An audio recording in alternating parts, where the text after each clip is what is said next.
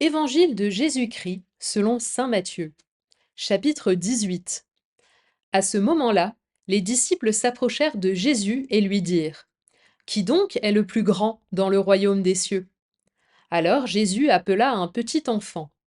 Il le plaça au milieu d'eux et il déclara: Amen, je vous le dis, si vous ne changez pas pour devenir comme les enfants, vous n'entrerez pas dans le royaume des cieux.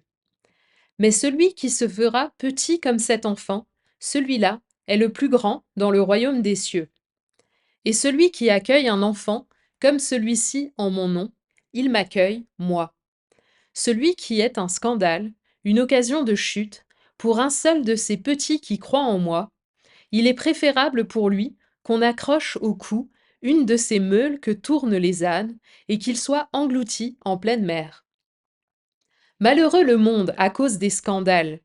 Il est inévitable qu'arrivent les scandales. Cependant, malheureux celui par qui le scandale arrive. Si ta main ou ton pied est pour toi une occasion de chute, coupe-le et jette-le loin de toi. Mieux vaut pour toi entrer dans la vie éternelle manchot ou estropié que d'être jeté avec tes deux mains ou tes deux pieds dans le feu éternel. Et si ton œil est pour toi une occasion de chute, arrache-le et jette-le loin de toi. Mieux vaut pour toi entrer borgne dans la vie éternelle que d'être jeté avec tes deux yeux dans la géhenne de feu. Gardez-vous de mépriser un seul de ces petits, car, je vous le dis, leurs anges dans les cieux voient sans cesse la face de mon Père qui est aux cieux. Quel est votre avis? Si un homme possède 100 brebis et que l'une d'entre elles s'égare, ne va-t-il pas laisser les 99 autres dans la montagne pour partir à la recherche de la brebis égarée? Et, s'il arrive à la retrouver, Amen, je vous le dis, il se réjouit pour elle plus que pour les 99 qui ne se sont pas égarés. Ainsi, votre Père qui est aux cieux ne veut pas qu'un seul de ses petits soit perdu. Si ton frère a commis un péché contre toi, va lui faire des reproches seul à seul. S'il t'écoute, tu as gagné ton frère. S'il ne t'écoute pas, prends en plus avec toi une ou deux personnes, afin que toute l'affaire soit réglée sur la parole de 2 ou 3 témoins. S'il refuse de les écouter, dis-le à l'assemblée de l'Église.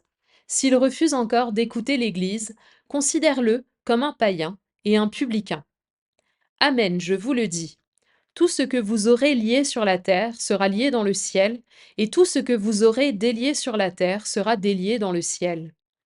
Et pareillement, Amen, je vous le dis, si deux d'entre vous sur la terre se mettent d'accord pour demander quoi que ce soit, ils l'obtiendront de mon Père qui est aux cieux. En effet, quand 2 ou 3 sont réunis en mon nom, je suis là, au milieu d'eux. Alors Pierre s'approcha de Jésus pour lui demander: Seigneur, lorsque mon frère commettra des fautes contre moi, combien de fois dois-je lui pardonner? Jusqu'à 7 fois? Jésus lui répondit: Je ne te dis pas jusqu'à 7 fois, mais jusqu'à 70 fois 7 fois.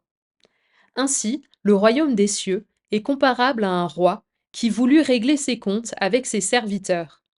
Il commençait quand on lui amena quelqu'un qui lui devait 10 000 talents, c'est-à-dire 60 millions de pièces d'argent.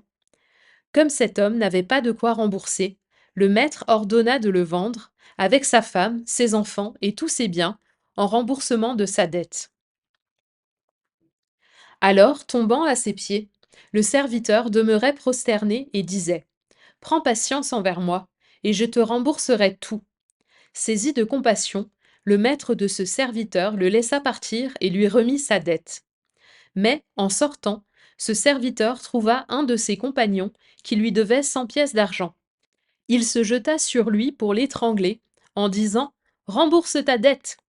Alors, tombant à ses pieds, son compagnon le suppliait: Prends patience envers moi, et je te rembourserai.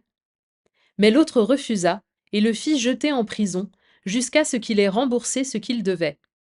Ses compagnons, voyant cela, furent profondément attristés, et allèrent raconter à leur maître tout ce qui s'était passé. Alors celui-ci le fit appeler et lui dit: Serviteur mauvais, je t'avais remis toute cette dette parce que tu m'avais supplié. Ne devais-tu pas, à ton tour, avoir pitié de ton compagnon, comme moi-même j'avais eu pitié de toi? Dans sa colère, son maître le livra au bourreau jusqu'à ce qu'il eût remboursé tout ce qu'il devait. C'est ainsi que mon Père du ciel vous traitera, si chacun de vous ne pardonne pas à son frère du fond du cœur.